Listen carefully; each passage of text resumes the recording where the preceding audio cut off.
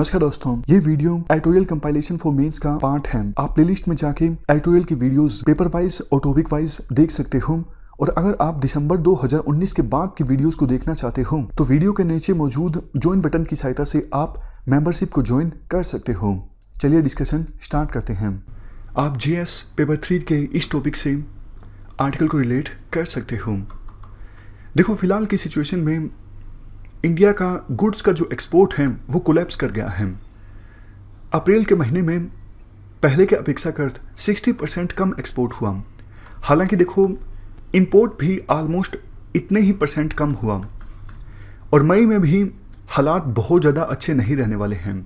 WTO की expectation ये है कि 2020 में इंटरनेशनल ट्रेड जो है 13% से लेकर 32% तक कम होगा। देखो, एम्प्लॉयमेंट इंटेंसिव सेक्टर मतलब वो सेक्टर जहाँ पे बहुत सारे लोगों को जॉब्स मिलती हैं, फॉर एग्जांपल टेक्सटाइल, गारमेंट, इनका भी जो एक्सपोर्ट है जनवरी से लेके मार्च के बीच श्रिंक हुआ 16%। लेकिन अप्रैल में इन सेक्टर्स का जो एक्सपोर्ट है वो एकदम से 91% तक कम हो गया। हमारा देश वो 30 प्रोडक्ट जो हम सबसे ज़्यादा एक्सपोर्ट करते हैं उनमें से देखो 2 प्रोडक्ट्स ऐसे हैं, फार्मास्यूटिकल्स एंड आयरन ओर। अप्रैल में इन 2 प्रोडक्ट्स का एक्सपोर्ट पहले के अपेक्षाकृत ज़्यादा हुआ। अदरवाइज 30 में से बाकी बचे हुए जो 28 प्रोडक्ट्स हैं उनका एक्सपोर्ट बहुत ज़्यादा कम हो गया। वैसे देखो, इंडिया बड़ी मात्रा में क्रूड ऑयल इंपोर्ट करता है और काफ़ी सारा क्रूड ऑयल रिफाइन करके रिफाइनरीज के माध्यम से हम दूसरे देशों को एक्सपोर्ट भी करते हैं। इसमें इजाफा हुआ, बट बात वही कि पेट्रोलियम के दाम इतने ज़्यादा कम हो चुके हैं कि वॉल्यूम्स अगर ज़्यादा बढ़ेगी तो भी वैल्यू तो नहीं बढ़ेगी ना, क्योंकि रेट कम हो गया है। तो ये हमने कुछ डेटा की बात की। अब बात करते हैं रीजन्स की। देखो, लॉकडाउन की वजह से विभिन्न देशों में डिमांड जो है वो कम हो गई है, ये सबसे बड़ा रीज़न है। दूसरा रीज़न, कोविड-19 की महामारी की वजह से जो ग्लोबल सप्लाई चेन्स हैं वो भी प्रभावित हुए हैं। ग्लोबल सप्लाई चेन्स प्रभावित होने का मतलब देखो ये है, जैसे मान लीजिए इंडिया कोई चीज़ एज ए रॉ मटेरियल पहले इंपोर्ट करता था चाइना से, उसमें वैल्यू एडिशन करता, वैल्यू प्रोसेसिंग करता और प्रोडक्ट बनने के बाद उस प्रोडक्ट को इंडिया एक्सपोर्ट करता दूसरे देशों में। लेकिन महामारी की वजह से इंडिया रॉ मटेरियल को इंपोर्ट नहीं कर पाया चाइना से और नतीजा ये निकला उनकी वैल्यू एडिशन नहीं हो सकी और उन प्रोडक्ट्स को फर्दर दूसरे देशों में एक्सपोर्ट नहीं कर पाया। ये सिर्फ एक एग्जांपल है कैसे सप्लाई चेन्स के प्रभावित होने की वजह से असर पड़ता है ट्रेड पर। नेक्स्ट रीजन, देखो, जब से ये कोविड-19 की महामारी आई है विभिन्न देशों का फोकस ये है कि हम दूसरे देशों के ऊपर डिपेंड ना हों एसेंशियल कमोडिटीज़ की सप्लाई के लिए। खास करके इंडिया में भी देखो आत्मनिर्भर अभियान चला ताकि फ्यूचर में किसी देश के ऊपर हमें डिपेंड ना होना पड़े एसेंशियल कमोडिटीज़ की सप्लाई के लिए।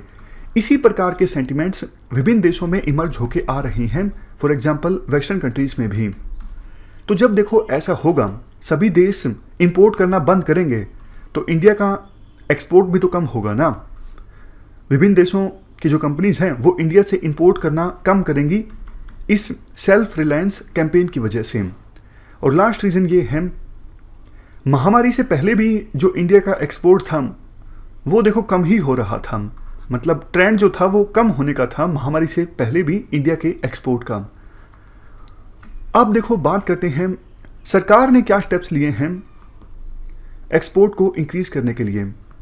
सबसे पहला स्टेप, सरकार ने ईज ऑफ डूइंग बिजनेस से संबंधित काफ़ी सारे रिफॉर्म्स लिए हैं। अभी जो 20 लाख करोड़ का पैकेज अनाउंस किया गया, इस दौरान MSMEs को राहत पहुंचाने की कोशिश की गई है। 3 लाख करोड़ का पैकेज दिया गया है MSMEs को। 22 मई को RBI ने यह कहा हम 15,000 करोड़ की लिक्विडिटी फैसिलिटी प्रोवाइड करेंगे एक्जिम बैंक को। एक्जिम बैंक मतलब export import bank. Next step, 6 महीनों का एक्सटेंशन दिया गया है इंपोर्टर्स को अपनी आउटवर्ड रेमिटेंसेस पूरा करने के लिए। आउटवर्ड रेमिटेंस का क्या मतलब है, जैसे देखो वेस्ट एशिया में भारतीय मूल के जो लोग काम करते हैं वो अपने घर पैसा वापस भेजते हैं तो इसे कहा जाता है रेमिटेंस।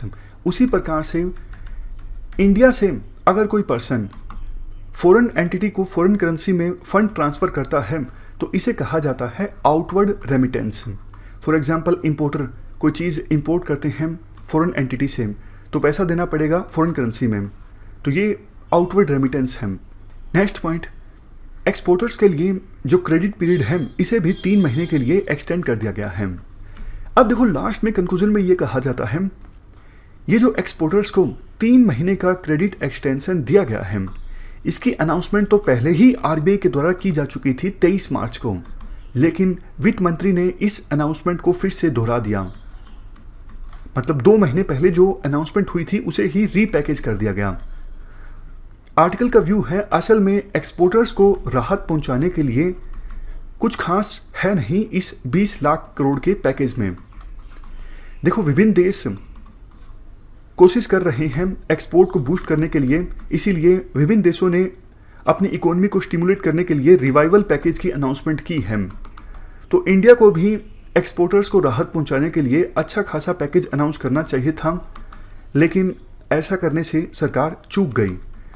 वैसे सरकार चाहती है कि चाइना से जो लोग परेशान हैं, चाइना से जो कंपनीज परेशान हैं, वो अपना बेस शिफ्ट करेंगी, वो किसी और देश में अपनी फैक्ट्री इस्टेब्लिश करेंगी।